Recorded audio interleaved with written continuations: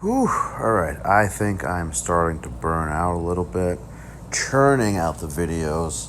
Glad to be finally doing it, getting a lot of topics covered, freeing up a lot of space on my phone, getting a lot of videos out there so I can make a literal couple bucks.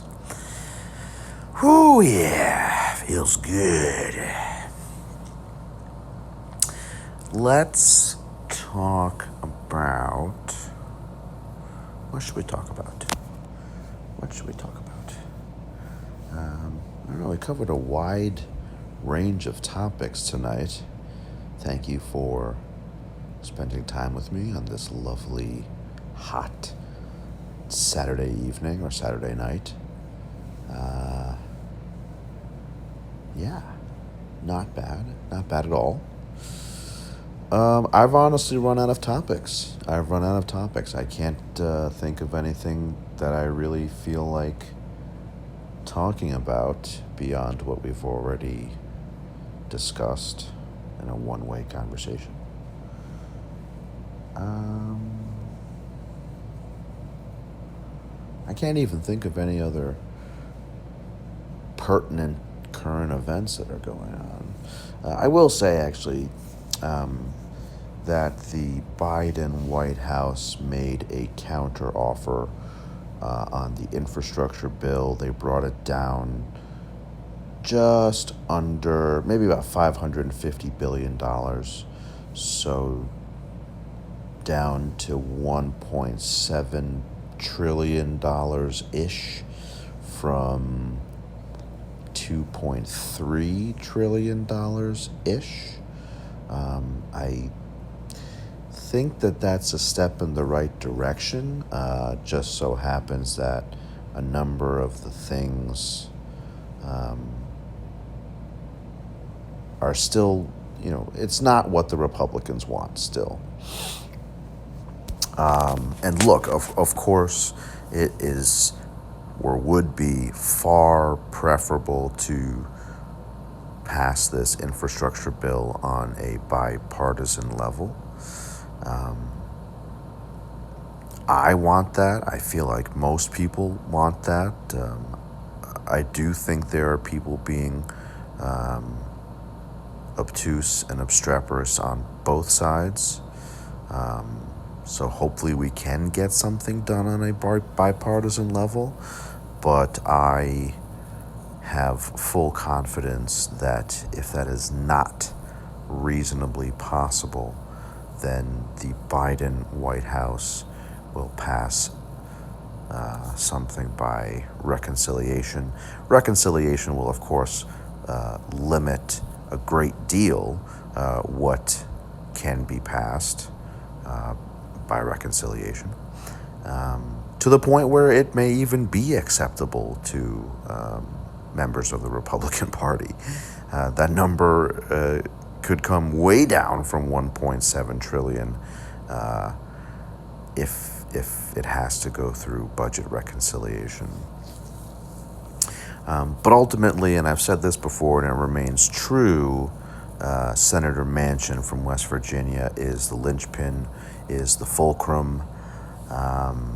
Maybe we shouldn't use the term linchpin, but certainly is the fulcrum through which anything that passes the Senate has to go through Manch. For better or for worse, right?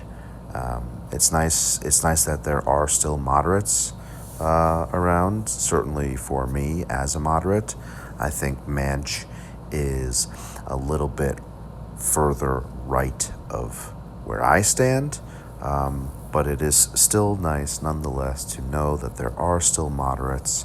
And honestly, it's nice for a moderate to have the final say. Really, nothing should come down to one person being the swing vote in a 101 person legislative body in the Senate. The vice president, of course, being the 101st tie-breaking vote if necessary. You really don't want to see anything come down to just one person. Ideally, things are done with a majority. I mean, that's a simple majority, right? But ideally, things are done with a little bit wider margin than that. Really, ideally, things are done bipartisan. I don't have the confidence in either side really to have anything really well and truly be bipartisan. I would love it. I would love to be wrong. I would love for some bill to be agreed upon and, passes the Senate like 75 to 25. I mean, that would be fucking incredible, right? I mean, that's not going to happen. Or even 60-40. I think that would be great. Actually, can it pass 60-40? I don't think it even can. But regardless, I would certainly love to see, whether it's done by reconciliation or by a true vote, I would love to see anything better than 51 versus 50. Because that means half the country hates it, or at least half of the representatives of half the constituents in the country hate it or aren't for it. I don't think that we are going to bridge the gaps between these two ridiculously polarized political parties, until and unless we can find some common ground, find some ways for bipartisanship. Because if it looks like we're locking horns over everything, I mean, perception is reality, right? To the left, the right look insane and out of touch, and to the right, the left look insane and out of touch. And confirmation bias or not, anything to back that up or further that, lend more credence to that is of course going to be detrimental to both parties and frankly the country. So any which way we can figure out how to find common ground, we should and hopefully will. Personally, I can totally understand the right's position that broadband shouldn't be included in an infrastructure bill. I can see that because it's not traditional infrastructure, right? It's not bridges, it's not roads, it's not tunnels. However, especially during a pandemic or even at the tail end of a pandemic, the means by people learn telecommute is based on their ability or accessibility to broadband, to cable modems, which was so 15 years ago, cable modems, Wi-Fi, voice over IP, VoIP, and that is the motivation for wanting to include broadband in an infrastructure bill to improve upon those lines of telecommunication for kids studying at home, for parents working from home, for people that aren't parents working from home, from anyone working from home, telecommuting, doing online schooling, what have you. There are no fewer than a dozen reasons why someone could need or should need or needs access to a decent internet access, broadband access.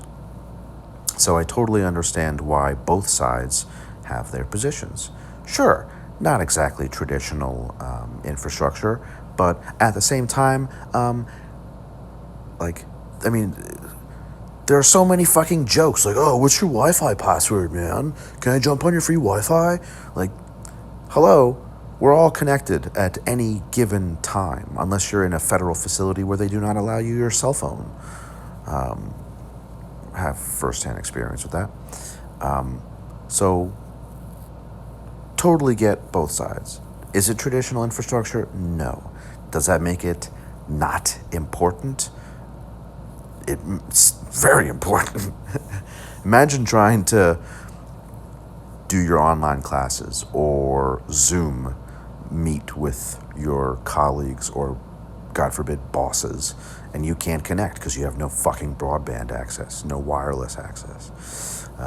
So, personally, I don't know if it should be in the bill, but I think it is very important.